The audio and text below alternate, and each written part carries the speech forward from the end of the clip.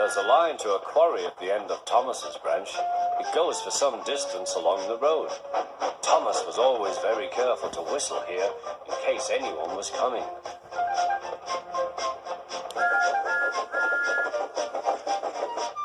Early one morning, a large policeman was sitting close to the line. Thomas liked policemen. He had been a great friend of the officer who had just retired. Peep, peep, he whistled, "Good morning." Thomas expected that the new officer would be friendly too, but was sorry to see that he didn't look friendly at all. He was red in the face and very cross. "Disgraceful," he spluttered. "I didn't sleep a wink last night. It was so quiet, and now engines come whistling suddenly behind me." "I'm sorry, sir," said Thomas. "I only said good morning."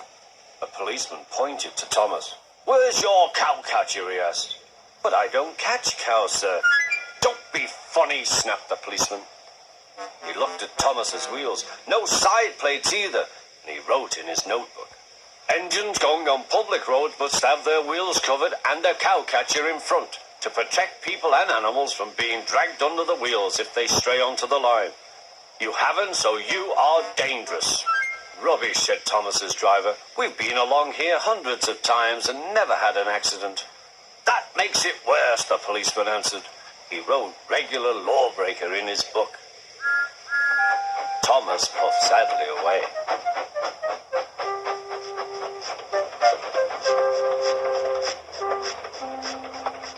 Sir Topham Hatt was having breakfast. He was eating toast and marmalade. The butler came in. "Excuse me, sir, you are wanted on the telephone." "Bother that telephone," said Sir Topham Hatt. "I'm sorry, my dear," he said to his wife.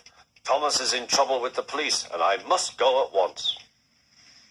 At the station, Thomas's driver told Sir Topham Hatt what had happened.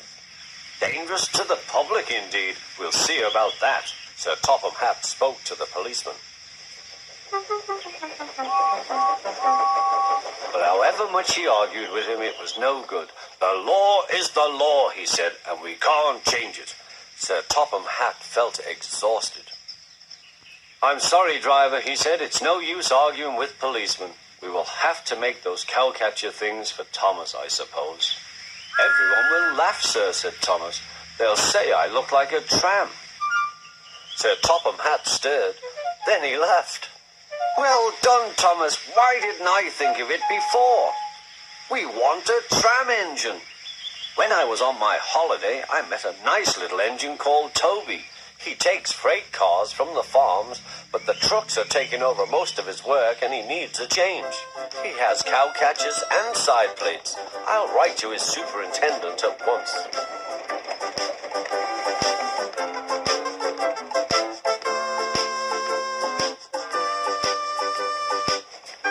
A few days later, Toby arrived.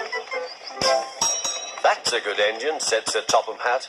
"I see you've brought your coach, Henrietta." "You don't mind, do you, sir?" asked Toby.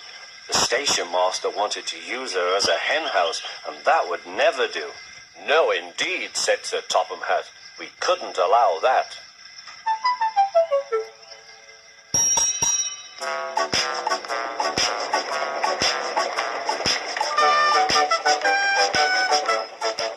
Toby made the silly cars behave even better than Thomas did.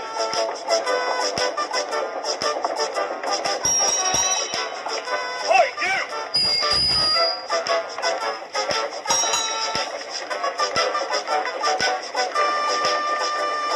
At first, Thomas was jealous, but he was so pleased when Toby rang his bell and frightened the policeman, they've been firm friends ever since.